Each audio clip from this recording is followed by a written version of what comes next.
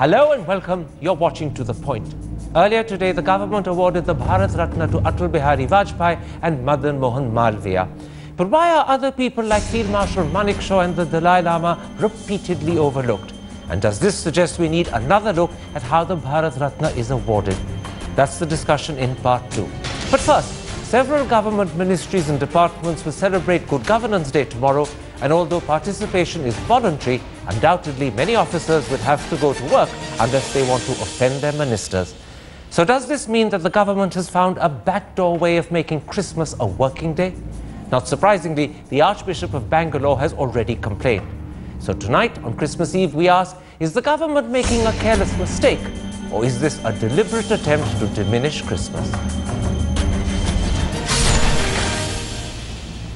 My guests are the former president of the All India Catholic Union, John Dayal, one of India's foremost sociologists, Shiv Vishwanathan, the consulting editor of the Times of India, Sagarika Ghosh, Congress spokesperson Abhishek Singhvi, and BJP spokesperson GVL Narasimha Rao. John Dayal, tomorrow on Christmas Day, which this government is also redesignating as Good Governance Day, several ministries and departments are holding functions, which means that many civil servants will have to come to work. Now, as a Catholic, how do you view the fact that the government of secular India is requiring people to work, either directly or indirectly by putting pressure, on Christmas, which is not just a national holiday, but the holiest day in the calendar for Christians? And therefore, I wish everybody a Merry Christmas, Karan, and to you too. I'll pick up a point that you made earlier. Is the government making a mistake? Governments don't make mistakes. Because if they were to make mistakes, then the country is in big trouble. Because they can make a mistake on a small thing like that, they can make a mistake on a big thing. Is the government telling the Christians their place in India at 2.3, you don't matter? That you are in some way in the path of national development? That we don't care about you in some total? What is this about a voluntary effort where you have to go, as you've well said? Otherwise, your minister is going to make a small entry in his little black book, and that will never allow you to become secretary of the government. What are we trying to tell all minorities? It's got nothing to do with Christmas. It has got nothing to do with even the Christmas spirit. It has to do with, are we treating as citizens at par with each other? Would you do the same thing on festivals of religious significance to others? Majority, minority, minority of one. So in other words, you're deeply upset and hurt. As a Christian, I'm not here to defend Jesus Christ. He defends me all the time. But this is a day my Savior was born. I rejoice and I share my joy with you. Abhishek Singhvi, to be fair, it's not mandatory or compulsory to come to work tomorrow on Christmas, but as the Minister of State in the Parliament, in the Prime Minister's office, Jitendra Singh, said to the Times of India this morning, and I'm quoting him, it's up to individual ministries and departments to celebrate as they like. Does that make it truly voluntary, or will civil servants be under pressure to turn up, because otherwise, with their own ministers attending, they're likely to offend their ministers, something they can't risk doing? Karan, when you try to camouflage something absolutely illegal, wrong, anti-constitutional, it makes it worse. You are being too clever by half as far as the government and the ministers are concerned. You are prepared to strike afraid to wound because you actually want to do something and you're now camouflaging and disguising it by puerile excuses. In fact, Karan, if it was not tragic, it would be comic. You expect all departments to hold good governance festivals, celebrations, functions. You expect ministers to be present and you expect the corridors to be empty of bureaucrats. I mean, are we living in a country where the government thinks that we eat grass? And there is a larger issue, Karan. What are these holidays? I agree, holidays have been abused. Perhaps we have far too many holidays in this country. But what is the basic concept of a holiday? A holiday is a commemoration for the memory in whose name that holiday is kept. You are supposed not to work because you are supposed to be thinking of or doing things about that person in your private life. Now, I am quite happy if you have no holidays in this country. But as long as you have a declared holiday for A, B, C, D, on that day, instead of thinking or reflecting quietly or being away from work, you are supposed to do different festivals on different days. There is a subtext in this, Karan. That subtext is dangerous. There is a message in this. The message is trying to be camouflaged, which makes it worse. Okay. And if you combine it with the activities since 16th of May on a number of fronts, whether it is conversion, whether it is other issues, the subtext is clear. Okay. People other than a particular group, please beware. We are here to send you a message. Minorities, beware. Okay. People who have different viewpoints, beware. We don't recognize the plurality and the idea of India. Shiv Vishwanathan, in your eyes, so is this disrespect for Christmas? And I ask for one simple reason, because when you put this to government spokesmen, government ministers, they say we're overreacting, they say we're being needlessly sensitive. So as a sociologist, do you see this as deliberate disrespect or accidental disrespect for Christmas, or are people being too sensitive? 3 points. One, the BJP government is supposed to be very literate on symbols. If it is literate on symbols, I think it is showing an illiteracy about Christmas which is devastating. Second, I think it has to understand that governance cannot be celebrated on a holiday. And if it is, it's a contradiction in terms. You know, the only regimes that ever meddle with dates are revolutionary regimes which want to change cosmologies. So if you're threatening a religious cosmology, I think we have a constitutional problem. Third, I think to a certain extent, commemorating good governance in terms of Atal Bihari Vajpayee is to reduce the poetry of the man to the idiotic prose of governance. I think the BJP is suffering from a lack of imagination. It is not just deviousness, as John Dayal says. I think there's a marked illiteracy about the nature of governance itself. Mr. Narasimha Rao, practically everyone who's spoken so far has been deeply critical of what your government is doing. People say this is illiteracy. People say this is a deliberate assault on Christianity and the importance of Christmas. How do you defend the idea of redesignating Christmas as Good Governance Day? I think I take objection to that. We have not really, tomorrow continues to be a public holiday. For a billion Indians, tomorrow it's a holiday. And we have not really, tomorrow has not been rechristened from Christmas to Good Governance Day. It happens to be, tomorrow also happens to be the birthday of a former Prime Minister. And therefore, I think in recognition of his services, it's being celebrated as a Good Governance Day. Precisely, and it happens to be Jesus' really birthday. Jesus happens to be more important than Atal Bihari Vajpayee or Madan Mohan Malviya, and you seem to be trying to diminish the importance of Jesus by pushing up the importance of Atal Bihari Vajpayee. I think that would be a very, very erroneous way of looking at it. Nobody can diminish the importance of or belittle importance of Jesus Christ. I think if somebody is hinting that in the panel, I think I would leave it to their judgment. Okay. I think tomorrow, because it happens, and then not all of us are celebrating Christmas. I don't think I have ever celebrated Christmas. It happens to be a holiday, and there are many other holidays, very important ones, on August 15. Yeah, just a moment. While trying to actually assuage people, you've ended up offending Mr. Dayal. I'm going to let him have a quick word. Go ahead. When I was staying with my father in Dehradun as a little boy, one of the few things I looked forward to was Diwali, and my father spent half his salary buying me patakas. I really enjoyed Diwali. And let me tell you that there are hundreds of thousands, maybe millions of Indian children who look forward to Christmas. You sell Christmas caps and Christmas posters on street corners in Delhi. And the poorest of the poor do it to each other. Clearly, this country revels in Christmas. So let's ignore what Mr. Narasimha Rao said. I don't think he means to give offense. Maybe this is an instance of talking without realizing what he was saying. Let me bring you in and put this to you, Sagrika Ghosh. The Times of India, your paper, reports that the Department of Electronics, as well as the Department of Information Technology, has announced that something called a function cum seminar will be held tomorrow between 10:45 a.m. and 5 p.m. And the Minister, Ravi Shankar Prasad, will be the chief guest. Now that department clearly has many, several perhaps, Christians working for it. Will they not be in a dilemma between wanting to spend Christmas with their families and realizing that if they do, they will be discourteous or offensive to the minister, and so they'll be torn between being at home and celebrating or going to office to ensure that there's no indignity taken by the minister. Isn't that a dilemma for them? Precisely. And why is good governance to be celebrated on a particular day?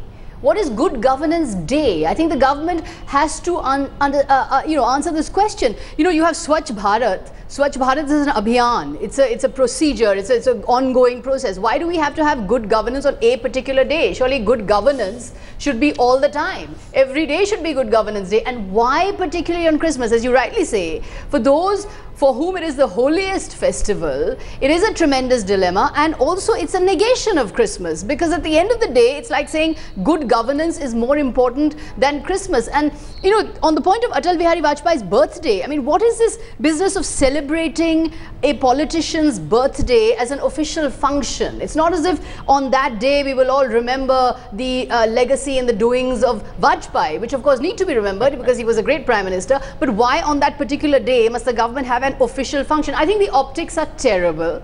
The optics of this have been absolutely terrible. It negates thousands of years of cultural history. It negates the fact that Christmas is a completely Indian festival. Mass is said in Konkani, in Malayalam, in Bengali. There's midnight mass in Kolkata. The star of Thrissur, you know, in the district of Thrissur, the star is made, which is celebrated, which is exported even to West Asia and East Asia. You have Bharatanatyam performances of the birth of Christ. So what are we talking about? Christmas is an Indian festival.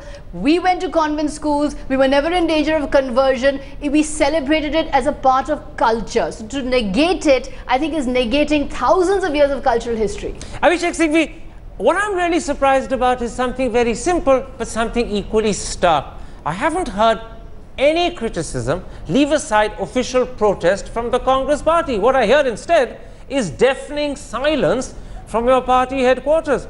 And I say to myself, after all, your party president was born a Catholic. She understands the critical importance of Christmas. Why is your party silent? I don't think it matters the least whether my party president was born a Christian or not.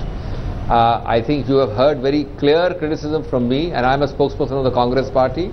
I think partly the reason is that today there were less than 20 journalists at the press briefing because it's Christmas Eve. It's holiday time. But let me tell you a much more serious thing, Karan. It is bizarre what you are seeing. Let me give you two small examples. Assume that Mr. Gopalan was born on Diwali, and assume that Mr. Rajiv Gandhi was born on Eid, and assume there is a central government of the Congress and there is a communist government in Kerala. We both defy Rajiv Gandhi and Mr. Gopalan respectively. Are we supposed to have Mr. Rajiv Gandhi's celebrations in the name of anything, Swachh Bharat or good governance, on Eid or on Deepavali? Is that the only day of 365 days left to you? In fact, the BJP current doesn't realize that it is belittling a great statesman like Mr. Vajpayee. I'm an admirer of Mr. Vajpayee. I am certain that Mr. Vajpayee would never have wanted this to be done on his birthday. Okay. It is ridiculous because you will have different political icons having their own my father was actually born on Diwali. If he had been an important political person, you start celebrating on Diwali itself. This is ridiculous. All right. I'm going to make a very small little technical point which I'll make before the people who differ with you write in and start pointing out that I failed to point it out. The problem with Diwali and Eid is that they go by the lunar calendar and it's not a fixed day. Christmas goes by the Gregorian calendar and it is a fixed day, and I suppose it's easy to target Christmas, more difficult to target, if I can use that word, Diwali and Eid. Let me bring you in, Shiv Viswanathan, and put this to you. If Mr. Modi were to decide to hold voluntary functions on Diwali where ministers are present and therefore civil servants and officials are under pressure to turn up because otherwise they might lose favor with the minister and even annoy him, how would India's 82% Hindu majority population respond? Would they grit their teeth and bear it, or would they howl with protest? Look, I want to make a point first. I think as a Hindu, I have a right to Christmas. Many Hindus celebrate Christmas, and that, I think, makes them Hindu. I think that's the first point you have to understand. Christmas belongs to the Hindus. It's not a question of governance. It's not a question of Mr. Modi. It's not a question of where Sonia Gandhi was born. I have a right to Christmas. So I'm going to say this on behalf of the Hindus. Mr. Modi can go to office. Mr. Bajpayee will celebrate Christmas, and so will I. And I intend to celebrate all the other festivals. Let's be clear about it. This idea of Indian as a lazy native who needs less holidays is a myth.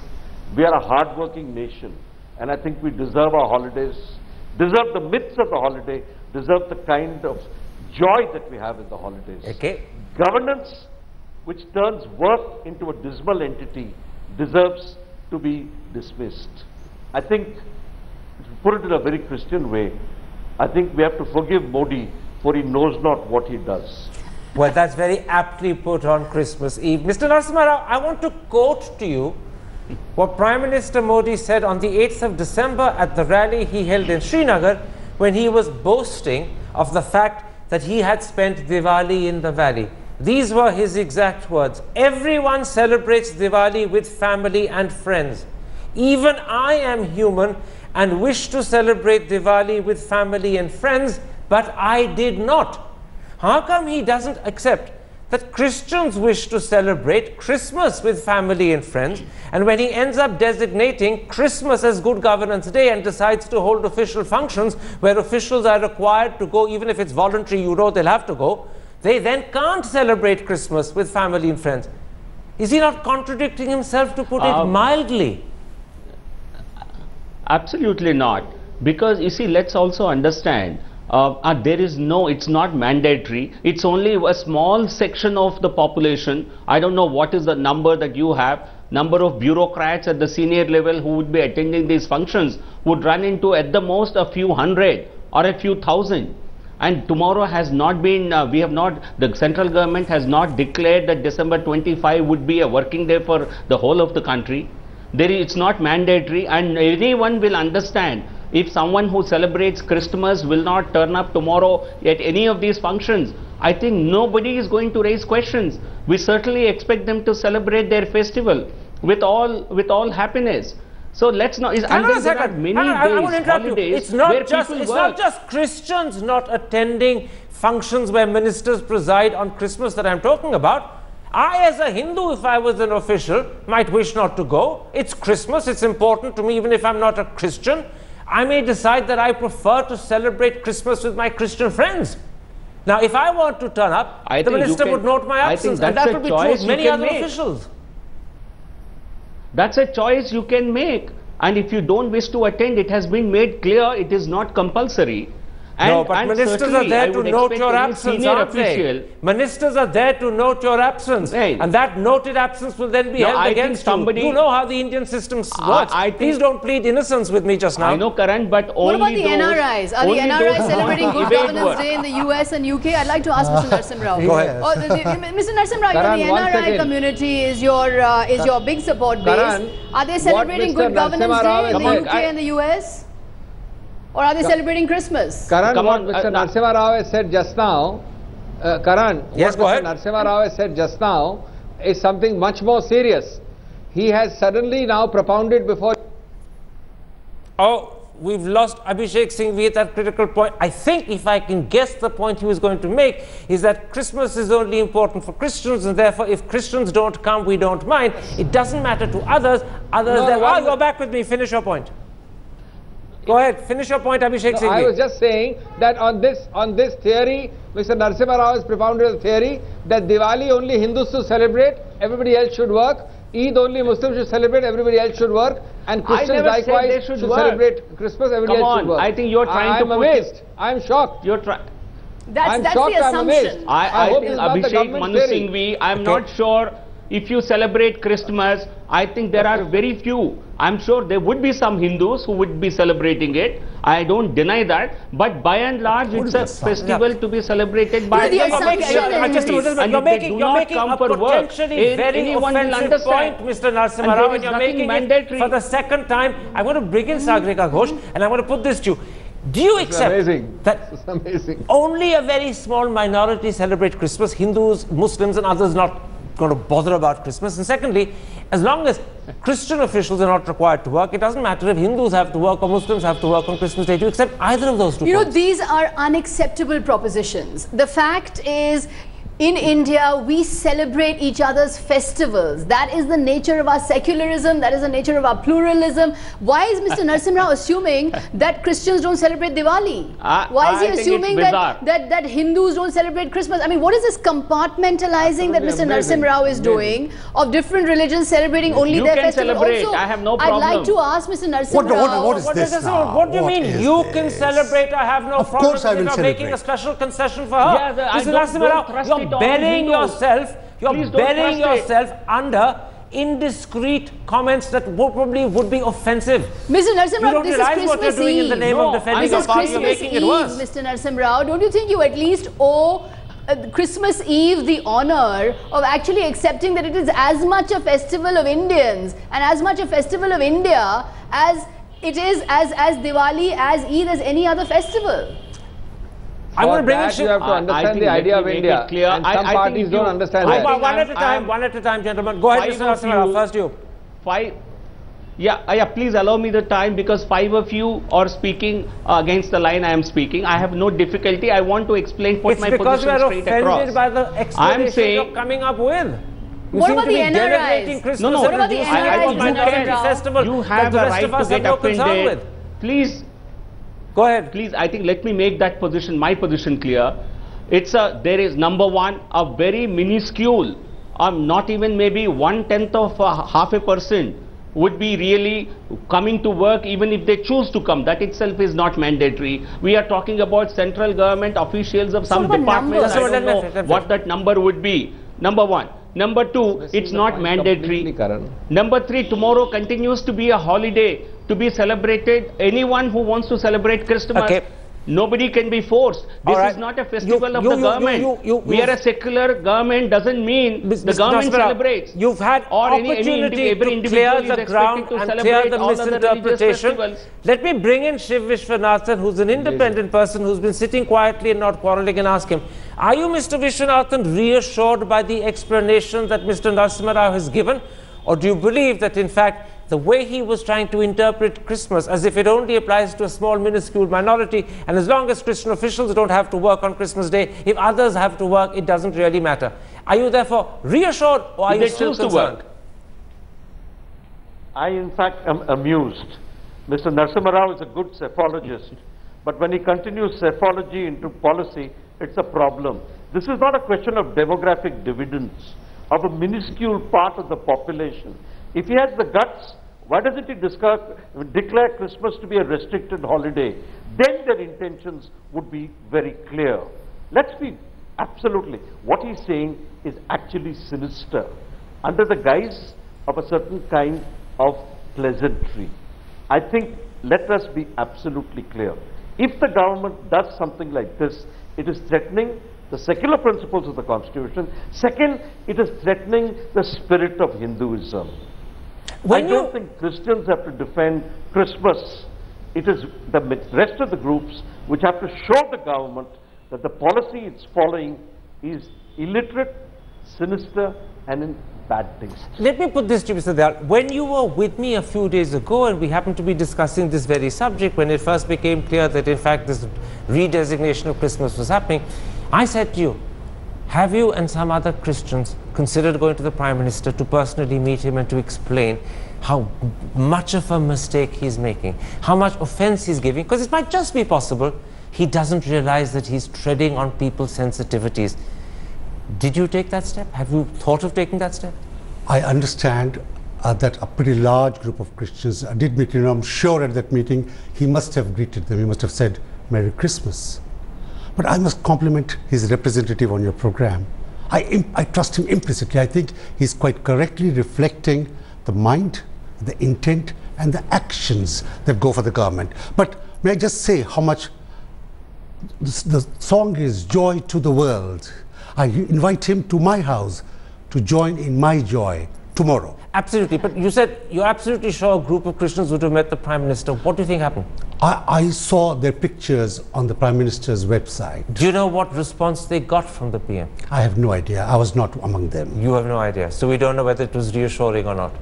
Sagrika, last word. There is this image in the Western press which has always been a part of the image about India, that India is the Orientalist land of sadhus, of Oriental mystique, of a kind of ageless wisdom. And I think these kind of instances really play into the hands of stereotypes about India, because, you know, anti-Christmas or anti-Christian messaging, given the atmosphere of conversions, given the atmosphere of Ghar Wapasi, this has the potential to send out tremendously bad signals about India to the rest of the world. And it's gone and it's already gone. And at a time when Mr. Modi is making a stab to be a statesman, I think these kind of messages play into the hands of precisely those forces who want to paint India as a stereotypical Orientalist. Very quickly, land. Abhishek Singhvi, because we're out of time, a quick word from you because you had your finger up.